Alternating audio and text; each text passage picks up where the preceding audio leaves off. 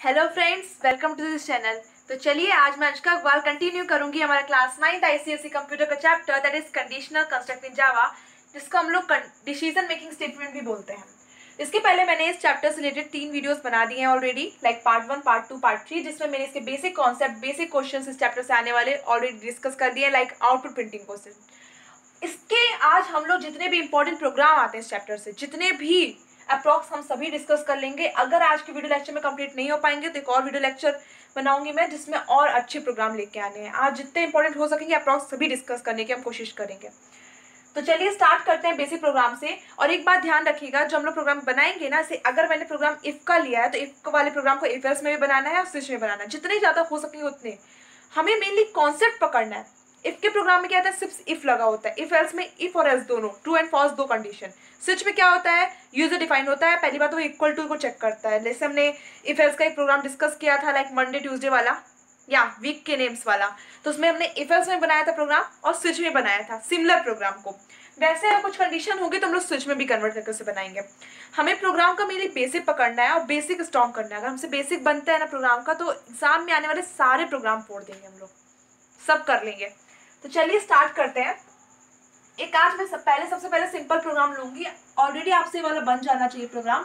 और हाँ, मैंने जो तीनों पार्ट्स को समझाया है उनको आप लोग नोट करते जाइए। जो बेसिक प्रोग्राम, जो सिंटेक्स मैंने कॉन्सेप्ट बताए हैं उनको नोट कर लीजिए, क्योंकि अगर आपके पास सिंटेक्स रहेगा तो आप इसको भी इजिली समझ पाएंगे। कई प्रोग्राम मिलेंगे जो सिमिलर होंगे। तो फर्स्ट प्रोग्राम नोट कर दिए आप लोग, बी एन इक्वल और नॉट। इफ का प्रोग्राम बनाना है, सिंपल प्रोग्राम है, ट्राई करिए। Write a program to input two integer and then find whether the integer B N equal और नॉट। बी एन इक्वल और नॉट क्या करना है, इनपुट प्रोग्राम है, मीन्स स्कैनर टाइप में होगा। स्टार्टिंग क्या लिखेंगे, import Java dot util dot asterisk. जो स्टार्टिंग की लाइन्स, ये फर्स्ट प्रोग्राम है इसलिए मैं इसमें सब लिख दे रही हूँ। बाकी प्रोग्राम्स में हम लोग स्टार्टिंग की 4 लाइन्स रिपीट नहीं करेंगे। फर्स्ट क्या आएंगी, import Java dot util dot asterisk. फिर आती क्लास की line, public class Java, then curly braces and public static void main string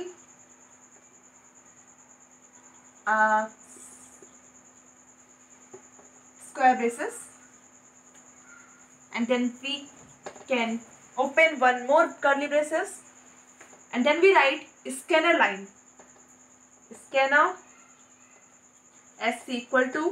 ये मैंने बेसिक स्कैनर की लाइन का क्यों यूज करते हैं, कैसे बनाते हैं, मैंने स्कैनर के चैप्टर में बता दिया है और जिसकी लिंक मैंने ऑलरेडी डिस्क्रिप्शन में दे दी है।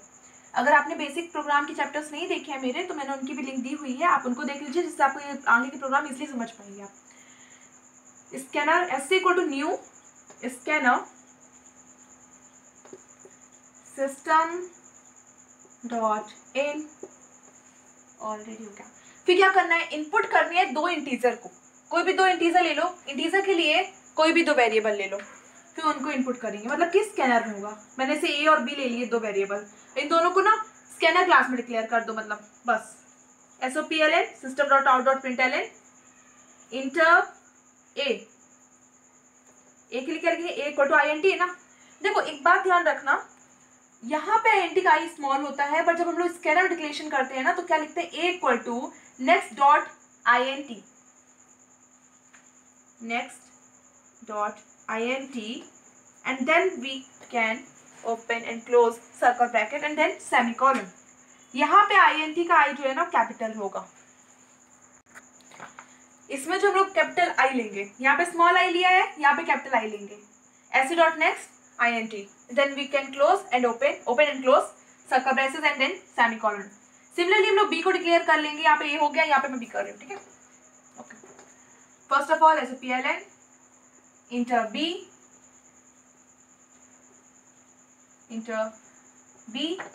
Equal to SC dot next INT। ये हो गया हमारा डिक्लेरेशन वर्क। अब बोल रहा है चेकिंग, अब लगेगी condition, then find whether the integer B N equal और नॉट।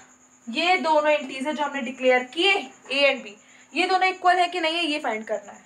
इक्वल के लिए क्या करेंगे, एक इफ लेंगे, इफ के अंदर कंडीशन चेक करने के लिए लगा देंगे a equal equal to b। अगर a equal equal to b होता है तो वो बता देगा हम लोग को, क्या बता देगा, SOPLN बता देगा इक्वल।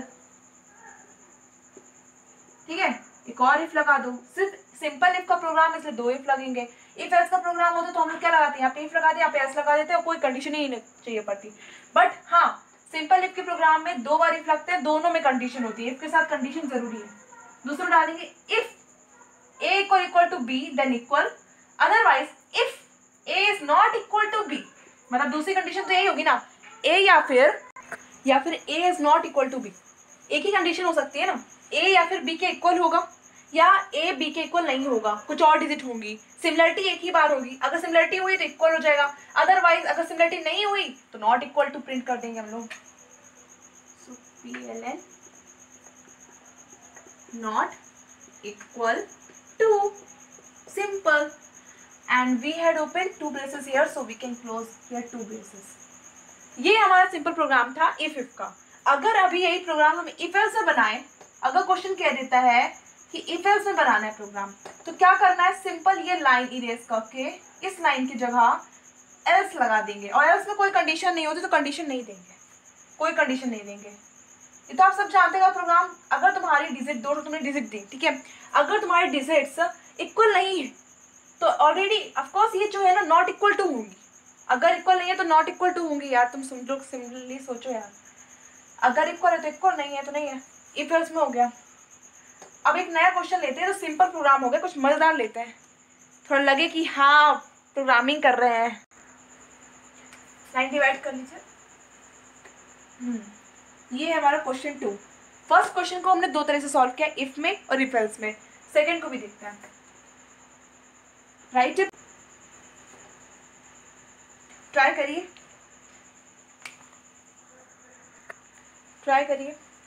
मैं अब आपको एक नया टॉपिक से मिलवाऊंगी, दैट इज रिटर्न। आप सोच रहे होंगे रिटर्न क्या है, write a program to input an integer and return 1 if it is a single digit number, otherwise return 2।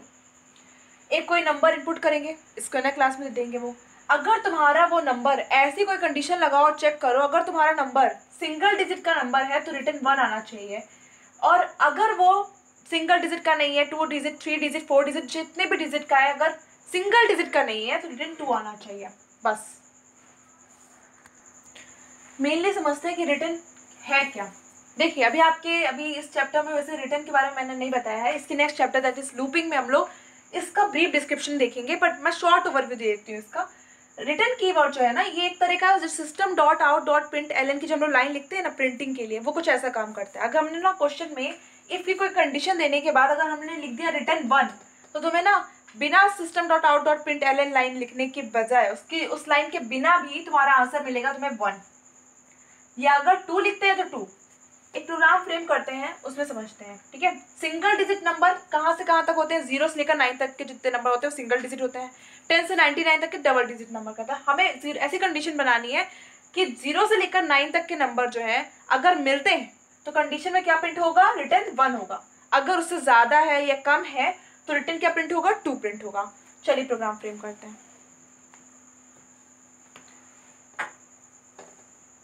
Starting की मैं 4 to 5 लाइन नहीं लिख रही हूँ, इंपोर्ट कर देंगे क्या, इंटीजर एक इनपुट करना है।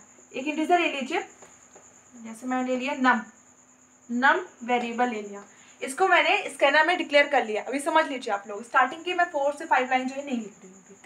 अभी कोई कंडीशन लगाओ कि नम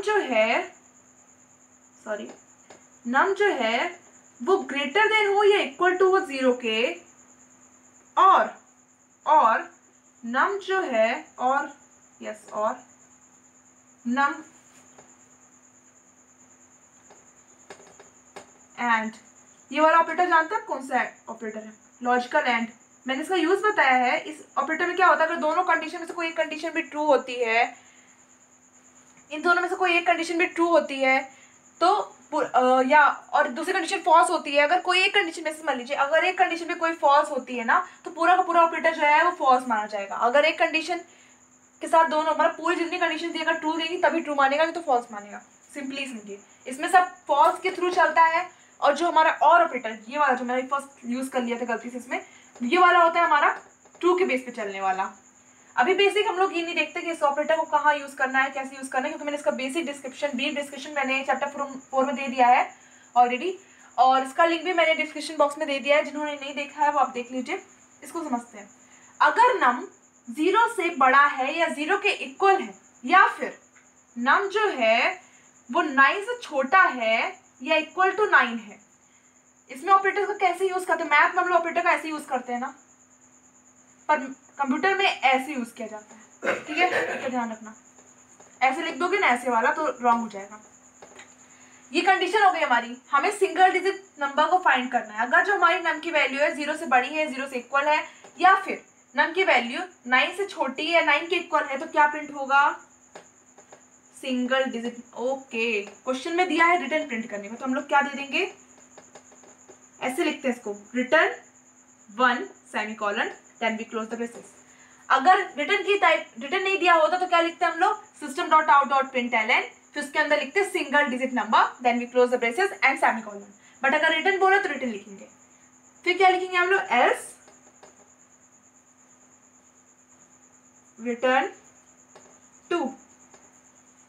बस छोटा सा सिंपल सा प्रोग्राम था ये। बस अगर नम की वैल्यू 0 से बड़ी है या इक्वल टू है, या फिर नम की वैल्यू 9 से छोटी है या इक्वल टू है, तो इस तरह के जो नंबर, इनके अंदर के जो नंबर होंगे वो होंगे हमारे सिंगल डिजिट नंबर। तो उसके लिए हमें आउटपुट विंडो में ऐसे क्या मिल जाएगा? जैसे मान लो क्वेश्चन में दिख रहा है नम की वैल्यू प्रिंट करो, मैंने नम की वैल्यू डाल दी 8, तो अपने आप मुझे मिलेगा इसके नीचे 1। अगर मैंने नम की वैल्यू डाल दी 16, तो अपने आप मुझे आंसर इसका मिलेगा 2। ऐसे वर्किंग होगी इसकी। नेक्स्ट क्वेश्चन देखते हैं। धीरे धीरे बढ़ेंगे और अच्छे अच्छे क्वेश्चंस देखेंगे। अभी थोड़ा थोड़ा बढ़ रहा है, थोड़ा थोड़ा एक एक लेवल बढ़ना है ना। सिमिलरली एक क्वेश्चन और मेरे पास, अभी मैंने इंटीजर का प्रोग्राम बनाया, जो मैंने डिक्लेयर करी वैल्यू नम की जो है वो इंटीजर आर टाइप में थी, इंटीजर वैल्यू थी, नंबर वाली न्यूमेरिकल वैल्यू इंटीजर टाइप में। अगर मैं एक क्वेश्चन बनाऊं, write a program to input a character, अगर करेक्टर इनपुट करूं मैं, देखना हम बढ़िया प्रोग्राम बनाएंगे, ठीक है। करेक्टर थोड़ा सा चेंजेस कर देते हैं प्रोग्राम में और पूरा प्रोग्राम चेंज हो जाता है। Character, write a program to input a character and return, return क्या करना है इस बार रिटर्न देंगे हम लोग, return 2। Write a program to input a character and return true if it is from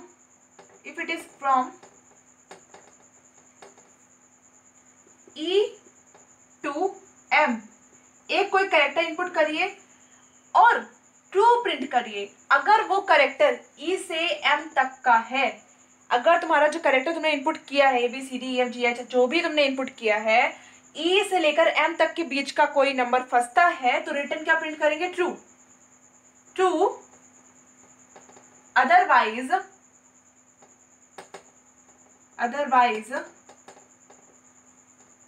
return false.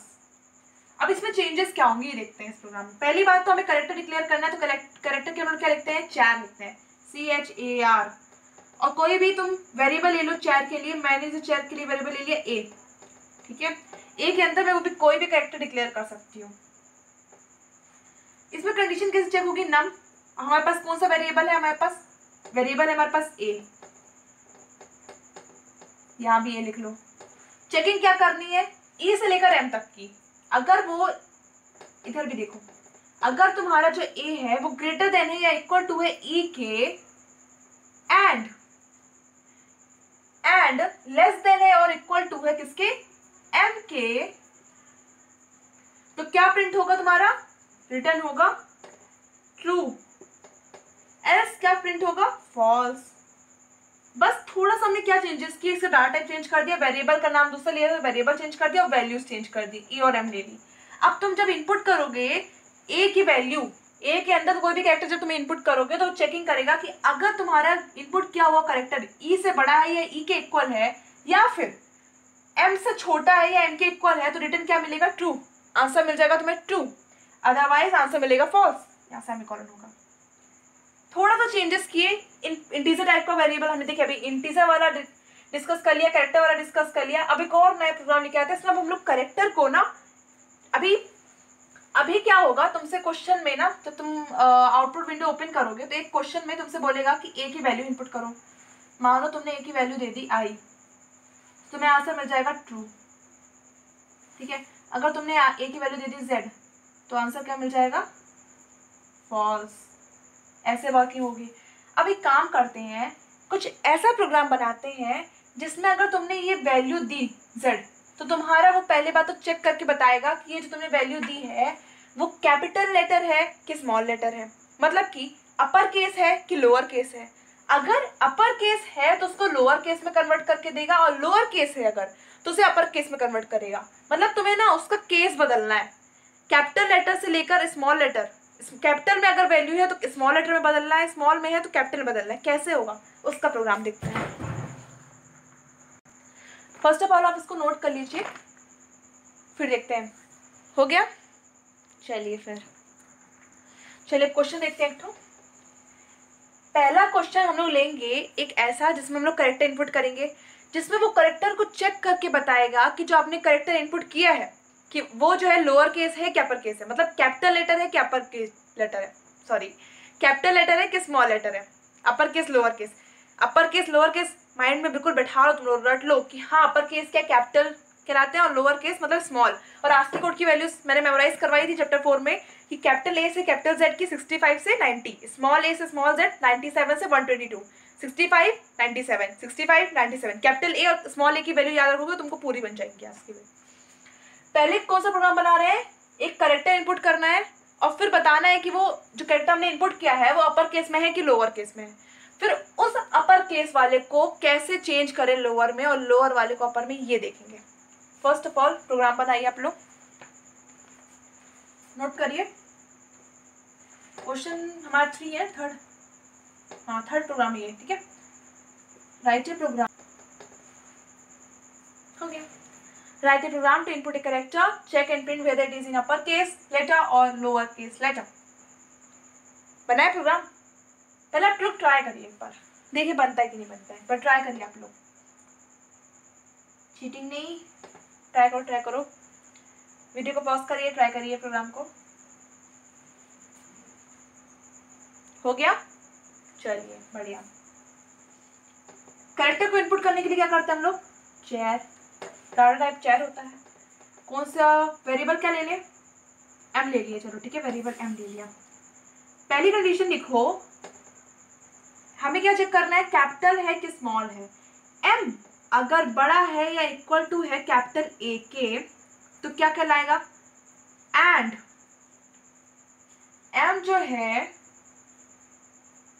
है वो लेस देन और इक्वल टू है किसके, कैपिटल जेड के, तो क्या कहलाएगा, अपर केस। वो चेक करेगा जो हमने एम जो इनपुट किया है वो अगर तुम्हारा कैपिटल ए से बड़ा है या इक्वल टू है, या फिर वो कैपिटल जेड से छोटा है या इक्वल टू है, तो क्या प्रिंट कर देगा हमें, अपर केस, कि भाई मैं अपर केस का हूं, मेरी ऊपर वाली पोजीशन है। अदरवाइज वो पता चल जाएगा उसको कि क्या है, वो डालना है, कंडीशन डालना है, डाल दो, कंडीशन डालना तो डाल दो, ये भी डाल सकते हो, सिर्फ बार भी कंडीशन डालना चाहो तो डाल सकते हो। जो एम है वो अगर ग्रेटर देन है स्मॉल ए के, या फिर नहीं चाहो तो इफ लगा के भी कंडीशन डाल सकते हैं, नहीं चाहे तो एल्स लगा दें, बस कुछ नहीं है। देखो एक प्रोग्राम को कई तरीके से लिख सकते हैं, बस उसका कॉन्सेप्ट पता होना चाहिए। रटो मत कोई प्रोग्राम, समझो बस क्या लगाया है, लॉजिक क्या है उसका, बस लॉजिक याद कर लो, सब बन जाएगा। हो गया प्रोग्राम। एक एम वेरिएबल डिक्लेयर किया हमने, चेकिंग की कि एम अगर ए से बड़ा है या फिर एम जो है जेड से छोटा है तो अपर केस का पार्ट होगा। अगर एम जो है स्मॉल ए से बड़ा है और स्मॉल जेड से छोटा है तो लोअर केस प्रिंट होगा। बेसिकली क्या होगा, अगर हमने एम की वैल्यू स्मॉल आई दी तो लोअर केस मिल जाएगा। अगर यही सिमिलर मैंने यहाँ पे एम की वैल्यू मांगेगा, मैंने अगर कैपिटल आई दे दी तो अपर केस प्रिंट कर, पूरा प्रिंट करेगा, लिख लो पूरा अपर केस ऐसे, ठीक है। अब हम लोग एक ऐसा प्रोग्राम बनाएंगे, अगर क्वेश्चन में पहले तो चेकिंग होगी, एम की वैल्यू सिंपल है, देखो यहाँ तक की प्रोसेस सिंपल होगी, ठीक है। पहले वो तुमसे एम की वैल्यू मांगेगा, अगर तुमने एम की value they the capital I, देखेगा कैपिटल आई जो है अपर केस है कि लोअर केस, समझ गया कि वो अपर केस है। अब इस कैपिटल आई को स्मॉल आई में कैसे बदला जाए, मैं तुम्हें आस्की कोड पढ़ाए हैं, आस्की कोड समझाया था। कैपिटल ए से कैपिटल जेड तक के आस्की कोड याद करो कितने थे, 65 to 90। स्मॉल ए से स्मॉल जेड के आस्की कोड कितने थे, 97 to 122। तुम ये देखो कैपिटल ए से लेकर कैपिटल स्मॉल ए का डिफरेंस कितना है, 65 97 में क्या डिफरेंस है, कितने बीच का डिफरेंस है, 32।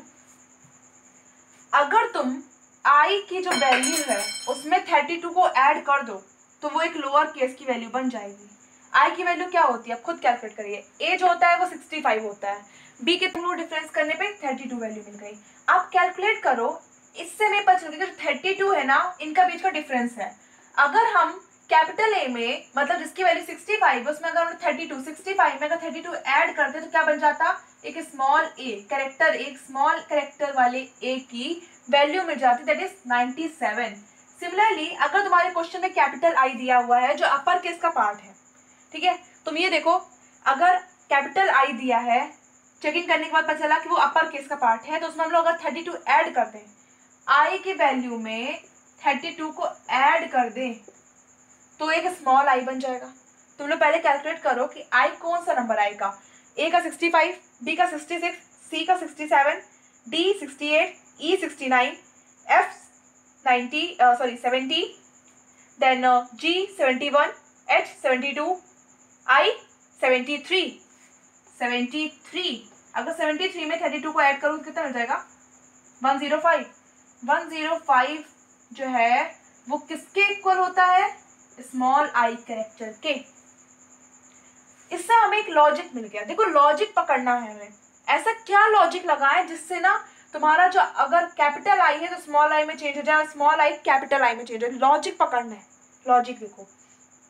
अब यहाँ पे चेंजिंग क्या होंगी ये देखते हैं। First of all we have to erase this part. अब इसी प्रोग्राम को मैं दोबारा रिपीट करके लिखूंगी और उसमें हम लोग लॉजिक क्या लगाएंगे, अपर केस से लोअर केस में चेंज करने का। देखिए एक वेरिएबल ले लिया, सेम वेरिएबल ले रहे हैं m। If m is greater than equal to capital A and m is less than equal to capital Z, then क्या प्रिंट करेंगे, SOPLN में हम लोग प्रिंट करेंगे अपर केस। और अगर ये कंडीशन प्रिंट होने लगी इट मीन्स हमें इसमें क्या ऐड करना है, m equal to m plus 32 and then we print SOPLN m new m। अब new m की वैल्यू प्रिंट करें, ठीक है, new m equal to plus m, this is close, else if small m is greater than or equal to small a and m is less than equal to small z, then we print first of all it is lower case,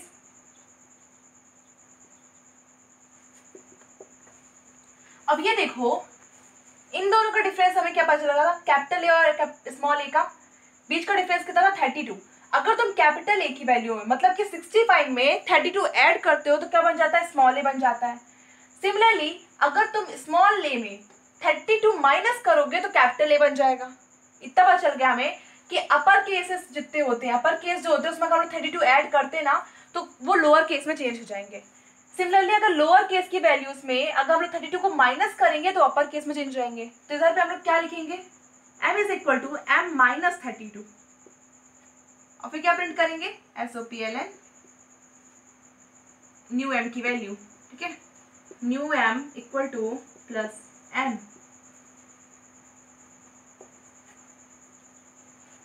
checking करें। अब ये देखिए ये हमारे एक तरह का relational operator का पार्ट है।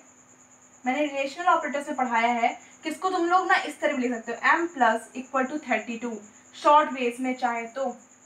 इसी तरह इसको भी लिख सकते हैं m माइनस इक्वल टू 32। बाकी इस तरह लिखते हो तुम्हारा गलत नहीं है, इस तरह लिखते हो दो भी गलत नहीं है, दोनों चीज सही है। चेंजेस क्या की हमने, दो लाइन ऐड की। अगर तुम्हारा अपर केस फंसता है तो तुम्हें वो से लोअर केस में कैसे चेंज करना है, न्यू m कैसे आएगा वो देख लिया। अगर लोअर केस फंसता है तो उसे न्यू एम में कैसे चेंज करना है, मतलब अपर केस में कैसे चेंज करना है, वो बन गया। दो प्रोग्राम को हम लोगों ने सीख लिया, एक तो अपर केस लोअर केस को चेक करना, दूसरा अपर केस लोअर केस को चेंज करना, अपर केस से लोअर केस में, लोअर केस से अपर केस में, मतलब अपोजिट कंडीशन में, upper case capital letter, lower case small letter. अब नेक्स्ट प्रोग्राम में आ जाते हैं, इसको आप लोग नोट कर लीजिए, हो गया। चलिए फिर अब एक और प्रोग्राम लेंगे हम लोग, जिसके अंदर फिर हम लोग दो प्रोग्राम डिस्कस करेंगे, दो प्रोग्राम। कैसा प्रोग्राम होगा, ये भी सिंपल प्रोग्राम है, फोर्थ वाला है ना शायद, फोर्थ नंबर पे हम लोग, या फोर्थ में। नोट करिए पहले program, write a program to in, हो गया, ट्राई करिए इसको, सिंपल सा प्रोग्राम है, इजी सा, कंडीशनल कंस्ट्रक्ट का यूज करना है, मतलब इफ एल्स का प्रोग्राम का यूज करना है। Write a program to input a 3 integer x, y and z and print the largest integer. इसके बाद हम लोग एक और डिस्कशन करेंगे, इसमें हम लोग स्मॉल का यूज करेंगे, मतलब उसमें स्मॉल इंटीजर प्रिंट करेंगे। अभी लार्जेस्ट का देखते हैं, स्मॉल का बाद में देखेंगे, ठीक है। Write a program to input 3 integer x, y, z, simple, 3 integer को इनपुट करना है, स्कैनर वाला होगा, स्टार्टिंग का पार्ट ये आप कर लेंगे। मैं सिंपल बता रही हूँ, इसमें x, y और z हमने 3 इंटीजर ले लिए, तीनों की वैल्यूज को हम लोग स्कैनर टाइप में डाल के इनपुट में दे देंगे। अब कंडीशन क्या लगेगी, पहली कंडीशन होगी x की, हम लोग चेक करेंगे जो x की वैल्यू है, x की वैल्यू y से बड़ी है और z से बड़ी है, इट मीन्स, अगर देखो ये समझो 3 है, तीनों में तीनों का कंपैरिजन होगा। पहली बात तो पहले हम लोग चेक करेंगे जो x है वो y और z से अगर दोनों से बड़ा है, y और z दोनों से बड़ा है मतलब x बड़ा है। फिर चेक करेंगे y अगर x और z से दोनों से बड़ा है मतलब y बड़ा है, और फिर चेक करेंगे z x और y दोनों से बड़ा है मतलब z बड़ा है, ऐसे चेकिंग होगी। तो पहले लिखो x अगर तुम्हारा y से बड़ा है एंड x जो है z से बड़ा है, हाँ, तो क्या प्रिंट होगा, लार्ज। एक और ले लो, एक काम करो, एक और वेरिएबल ले लो दैट इज लार्ज, इसके अंदर हम लोग ना वैल्यू स्टोर कर देंगे, इसके अंदर लिखेंगे लार्ज इक्वल टू x, मतलब कि जो लार्ज x जो है वो लार्ज के इक्वल है, लार्ज के अंदर x की वैल्यू होनी चाहिए, सबसे बड़ी वैल्यू होनी चाहिए, सबसे बड़ा। ये इफ एल्स इफ का होगा क्योंकि कई सारी कंडीशन चेक करना है, जब बहुत कंडीशन हो जाती है तो इफ एल्स में बनाते हैं, मैंने आपको बताया हुआ है। अगर y ग्रेटर देन हो जाता है x के और y जो z से भी बड़ा हो जाता है, मतलब क्या है, सबसे बड़ा लार्जेस्ट नंबर क्या होगा हमारा, largest is equal to y। एक और कंडीशन दे देते हैं यहाँ पे, एल्स इफ अगर z x से बड़ा हो जाता है और z y से बड़ा हो जाता है तो लार्ज के अंदर क्या आएगा, z आएगा, हो गया। मान लो मैंने 3 वेरिएबल्स हैं, तीनों के अंदर अलग अलग वैल्यू स्टोर करी, चेकिंग होगी, मान लो अब ले लो, ठीक है, वैल्यूज देखते हैं। मान लो x की वैल्यू मैंने दे दी 10, ठीक है। अभी मैं कॉमन सेपरेट कर रही हूँ, बाकी इस तरह वर्किंग नहीं होती है, बता रही हूँ, एग्जाम्पल देखिए समझ आ रही हो, इसको प्लीज आप लोग वो मत करना। y की वैल्यू मान लो मैंने दी 2 और z की वैल्यू दे दी 5, चेकिंग होगी, देखिएगा 10 जो है वो 2 से बड़ा है, देखिएगा 10 जो है वो 5 से बड़ा है, कंडीशन दोनों ट्रू हो गई, तो x की वैल्यू क्या हो जाएगी, लार्ज की वैल्यू क्या हो जाएगी, x के अंदर जो वैल्यू स्टोर है, मतलब कि लार्ज के अंदर आ जाएगी वैल्यू 10। यही मैं से अगर मैंने y की वैल्यू अगर बड़ी दे दी तो फिर y का प्रिंट हो जाएगा, यहाँ पे लार्ज के अंदर y का प्रिंट हो जाएगा। अगर z की वैल्यू मैंने बड़ी दी तो z का प्रिंट हो जाएगा, और फाइनली लास्ट में हम लोग किसकी वैल्यू प्रिंट कर देंगे, लार्ज की वैल्यू, लार्जेस्ट इंटीजर को प्रिंट कर लेंगे, इससे हम लोग पता चल जाएगा कि लार्जेस्ट इंटीजर है क्या, लार्ज के अंदर जो भी वैल्यू है उसको स्टोर कर देंगे, हो गया। अब अगर क्वेश्चन में तुम्हें दिया होता write a program to input 3 integer x, y and z and print the smallest integer, smallest integer, सबसे छोटा इंटीजर बताओ, छोटा इंटीजर कैसे पता करेंगे, ये साइन है ना उसको चेंज कर देंगे। अगर तुम्हारा x जो है y से छोटा है और x तुम्हारा z से भी छोटा है, इस लास्ट यहाँ क्या ले लोगे, स्मॉल, थोड़ा सा चेंजेस करनी पड़ती, थोड़ा सा चेंजेस समझ के, स्मॉल वेरिएबल ले लिया लास्ट जगह। अगर तुम्हारा पहले x की चेकिंग, ठीक है, अगर तुम्हारा x y से छोटा है और x तुम्हारा z से छोटा है तो स्मॉल के अंदर किसकी वैल्यू जाएगी, x की वैल्यू जाएगी, यहाँ भी साइन चेंज कर दो। अगर तुम्हारा y x से छोटा है और साथ ही साथ y z से भी छोटा है तो स्मॉल के अंदर किसकी वैल्यू जाएगी, y की वैल्यू जाएगी। सिमिलरली अगर तुम्हारा z x से छोटा है या y से भी छोटा है तो यहाँ पे लार्ज की वैल्यू नहीं होगी, यहाँ पे स्मॉल के अंदर किसकी वैल्यू जाएगी, स्मॉल के अंदर किसकी वैल्यू जाएगी, z की वैल्यू जाएगी। और फाइनली स्मॉलेस्ट इंटीजर हम लोग यहाँ पे प्रिंट करेंगे, स्मॉलेस्ट इंटीजर स्मॉल, थोड़ा सा चेंज कर दिया ना हमने, थोड़ा सा चेंजेस क्या सब कुछ कर लिया। ऐसे होती है प्रोग्रामिंग। क्वेश्चन में मान लो तुमने लार्ज का प्रोग्राम पढ़ के गए तुम लोग, ठीक है, लास्ट में तुमने प्रोग्राम पढ़ लिया, समझ में आ गया कि हाँ ऐसा ऐसा होता है, ऐसा ऐसा पढ़ते हैं। अब क्वेश्चन में दे दिया तुम्हें एग्जाम में स्मॉलेस्ट वाला, घूम जाओगे यार, स्मॉलेस्ट हम तो लास्ट पढ़ के आए हैं, स्मॉलेस्ट का बनता है, क्या कर ले, क्या करें, कुछ नहीं करना है, साइन चेंज कर दो, वेरिएबल चेंज कर दो और वैल्यू चेंज कर दो, small small small smallest integer print कर दो, हो गया। कॉन्सेप्ट बनता होगा ना तो तुम जितने प्रोग्राम घुमा के जितना स्मॉलेस्ट दे दे, लार्जेस्ट दे दे, प्राइम दे दे, कंपोजिट दे दे, सब प्रिंट कर ले जाओगे। प्राइम कंपोजिट पढ़ेंगे आगे के चैप्टर्स में, लूपिंग में है वो। चलिए नेक्स्ट प्रोग्राम देखते हैं। चलिए बात है हम लोग के 5th प्रोग्राम पे। अभी जो प्रोग्राम कर रहे हैं ना हम लोग, अभी जितने प्रोग्राम किए हमने, अभी बिल्कुल छोटे छोटे प्रोग्राम थे, हलवा वाले प्रोग्राम थे। अब जिसके आगे आने वाले हैं वो होंगे स्पेशल, इंपॉर्टेंट, बेसिक प्रोग्राम। इनको नहीं, ये प्रोग्राम हम लोग क्यों कर रहे हैं, जिससे हमें बेसिक पता चल जाए, थोड़ा सा लगे कि हमसे कुछ बन रहा है। अब इसके आगे के प्रोग्राम देखना, फिर मजा आएगी। जितने होंगे अच्छे अच्छे प्रोग्राम सब डिस्कस कर लेंगे, चिंता मत करो। Write a program to input a character, check and print whether it is a consonant और वॉवेल, या फिर वॉवेल और कंसोनेंट। अरे यार छोटा सा प्रोग्राम ही वाला तो ट्राई कर ही सकते हो, करो करो, वीडियो को पॉज करो, ट्राई करो प्रोग्राम को करो। चलिए फिर कुछ नहीं करना है, इनपुट करना है कैरेक्टर को, ले लेंगे हम लोग चेयर जो हमेशा रहता है, ए वेरिएबल ले लेंगे, क्या करेंगे, check and print whether it is a vowel और कंसोनेंट। अब तुम ये बताओ, वॉवेल कंसोनेंट प्रिंट करने हैं, ए से लेकर जेड तक अल्फाबेट्स होते हैं, उसमें से 5 वॉवेल होते हैं, बाकी कंसोनेंट होते हैं। अब तुम लोग कंसोनेंट तो कंडीशन में डाल नहीं सकते, तुम लोग एक एक वेरिएबल को, जैसे तुमने ए वेरिएबल है, इसके अंदर कोई ना कोई वैल्यू स्टोर करोगे, चेयर की कैरेक्टर कोई भी स्टोर करोगे। अब तुम ए के अंदर के कैरेक्टर को सबसे चेक नहीं करोगे, कंसोनेंट से तो चेक करोगे नहीं कि क्या ए बी के इक्वल है, नहीं है, कोई बात नहीं, क्या ए सी के इक्वल है, नहीं है, कोई बात नहीं, क्या ए डी के इक्वल है, नहीं है, कोई बात नहीं। बहुत टाइम लगेगा, कितना लंबा प्रोग्राम बनेगा, कोई लेंथ ही नहीं है उसकी, मतलब इनफाइनाइट तो नहीं है, फाइनाइट है, तो कितना लंबा होगा, इतना लेंथी प्रोग्राम क्यों बनाए हम लोग। कंडीशन भी जब भी लगाते हैं ना तो ध्यान रखो कंडीशन जो सबसे छोटी कंडीशन हो सके। प्रोग्राम, जितने प्रोग्रामर्स होते हैं वो कोशिश करते हैं कि जितनी छोटी कंडीशन हो सके उतना बेनिफिशियल प्रोग्राम होगा, उसको उतनी जल्दी इजीली हम लोग फ्रेम कर सकते हैं, उतनी जल्दी कंपाइल कर सकते हैं, उसमें कोई एरर नहीं होंगे, ये बेनिफिट होगा। अब तुम ये देखो, अगर तुम्हें चेकिंग में वॉवेल्स को देते हो कि ए जो है, वॉवेल क्या होता है, एक वॉवेल होता है हमारा ए E I O you, capital और स्मॉल दोनों ले लो, ए को ए से चेक करो, ए को ई से चेक करो, आई से चेक करो, ओ से करो, यू से करो, बस काम खत्म। कॉन्सोनेंट से करोगे तो कितना लंबा चलेगा। अब देखते हैं, चेकिंग करेंगे, बिल्कुल समझ नहीं आ रहा, समझ में आ जाएगा। डाटा टाइप ले लिया, कैरेक्टर हम लोग डाटा टाइप ले लिए हैं, एक वेरिएबल ले लिया ए जिसकी वैल्यू हम लोग ऊपर इनपुट कर चुके हैं, जो आपको नहीं दिख रही है, ठीक है, ट्रांसपेरेंट कर दिया मैंने। चलिए इफ ले लिया, अगर ए किसके इक्वल हो जाता है, कैपिटल ए के, और का साइन इसलिए यूज कर रहे हैं क्योंकि और यहाँ पे जरूरी है।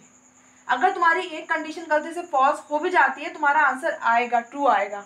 और वाले में एक कंडीशन फॉल्स होने पे कोई मैटर नहीं करता है, पूरी फॉल्स होने पे मैटर करता है। पर एंड वाले में अगर तुम्हारी एक फॉल्स हो गई ना, पूरा प्रोग्राम फॉल्स कर देता है। पर यहाँ पे हम लोग कई सारी कंडीशन लेने वाले हैं, इसलिए हम लोग ये वाला यूज करेंगे। अगर तुम्हारा स्मॉल ए के अंदर जो भी कैरेक्टर स्टोर है वो कैपिटल ए के इक्वल हो जाता है, और स्मॉल ए के इक्वल हो जाता है, और कैपिटल ई के इक्वल हो जाता है,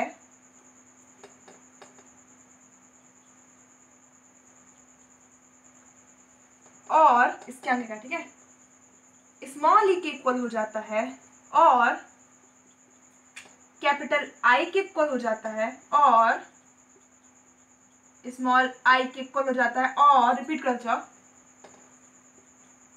कैपिटल ओ के इक्वल हो जाता है, और स्मॉल ओ के इक्वल हो जाता है, और कैपिटल यू के इक्वल हो जाता है, और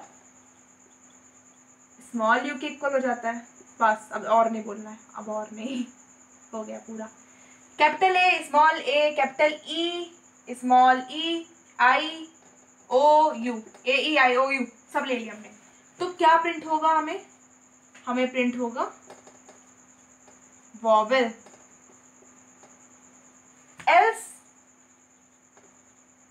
SOPLN क्या प्रिंट होना चाहिए, कंसोनेंट। बस छोटा सा प्रोग्राम, ए को चेकिंग कर देंगे वॉवेल के साथ, अगर इनमें से कुछ मैच खाता है, कुछ भी मैचिंग कर जाता है तो क्या प्रिंट होगा वॉवेल, अदरवाइज कॉन्सोनेंट प्रिंट हो जाएगा। छोटा प्रोग्राम, सिंपल प्रोग्राम है। चलिए एक प्रोग्राम और देखते हैं, थोड़ा हार्ड वाला प्रोग्राम देखते हैं, सबसे हार्ड अभी तक का सबसे हार्ड, जितने प्रोग्राम डिस्कस किए हमने इनका सबसे हार्ड है, और उससे भी हार्ड प्रोग्राम डिस्कस करने वाला है। चलिए आते हैं हम लोग अपने 6th प्रोग्राम पे। ये जो प्रोग्राम बताने वाली हूँ मैं आपको, ये इस चैप्टर का नहीं, फिर सोच रहे हो क्यों बता रहे हैं। एक्चुअली क्या है, ये प्रोग्राम अच्छा लगा मुझे, अच्छा प्रोग्राम मिल गया तो सोचा डिस्कस कर लेते हैं। इस चैप्टर का नहीं है प्रोग्राम ये वाला, पहले बता रही हूँ मैं, इसमें कोई कंडीशन नहीं लगने वाली, सिंपल प्रोग्राम बनाएंगे, बस मैथ का यूज होगा, मैथमेटिकल प्रोग्राम है, ठीक है। चलो क्वेश्चन नोट करो, write a program to input, try करिए। Write a program to input temperature in Fahrenheit F and print it in Celsius C using the formula F/5 equal to C minus 32 divided by 9। Input में Fahrenheit को input में करना है और print करना है Celsius में। पहले तो ये कन्वर्ट कर लेते हैं, ये जो फॉर्मूला है हमारे पास, इसको सेल्सियस में कन्वर्ट कर लेते हैं। इसको करने का तरीका यही है, पहले तो इसको सेल्सियस में कन्वर्ट कर लीजिए। क्वेश्चन बोल रहा है इनपुट में प्रोग्राम बनेगा, उसमें से एक वेरिएबल लेंगे F, जिसमें फ़ारेनहाइट टेम्परेचर को इनपुट करेंगे फ़ारेनहाइट में, और फिर उसको प्रिंट करना है सेल्सियस में, मतलब कन्वर्ट करना है, सेल्सियस में प्रिंट करना है। सेल्सियस का फॉर्मूला लगा देंगे, पहले तो इसे कन्वर्ट करो सेल्सियस में, ठीक है। 9 यहाँ पे जाकर मल्टीप्लाई हो जाएगा तो कितना हो जाएगा, 9 × F/5 equal to C minus 32, यहाँ पे माइनस हो जाएगा, यहाँ पे आके प्लस हो जाएगा, 9 × F/5 plus 32 equal to C। C का फॉर्मूला मिल गया हम लोग को। इसको कैसे लिखेंगे कंप्यूटर में, 9 × F डिवाइडेड बाय 5 प्लस 32, ये होगा यहाँ पे, सॉरी यहाँ पे F होगा। या फिर आप चाहें तो एक काम करिए, इस 5 को से सॉल्व कर लीजिए, एलसीएम ले लीजिए, कितना आएगा, C is equal to 9 × F, LCM ले लीजिए, प्लस 10Z का 1 कैरी 1560, फिर पूरे इक्वेशन में ब्रेसेस लगा के डिवाइडेड बाय 5। इससे आपको इजी पड़ेगा, नहीं तो अपन लोग क्या करते हैं, 9 × F डिवाइडेड बाय 5 करने के बाद प्लस 32 करते हैं, तो 5 के साथ भी 32 प्लस हो जाता है। कभी कभी कंप्यूटर ना कंफ्यूज हो जाता है, ये एरर कहलाते हैं हमारे।